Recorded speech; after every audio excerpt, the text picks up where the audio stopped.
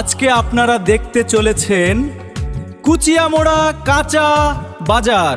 এই বাজার সপ্তাহে 3 দিন বসে, শুক্রবার, সোমবার এবং বুধবার। এই বাজার আপনার প্রায় সব ধরনের বাজার সামগ্রী পেয়ে যাবেন। আমাদের ভিডিও ভালো লাগলে শেয়ার করে দিন। ধন্যবাদ।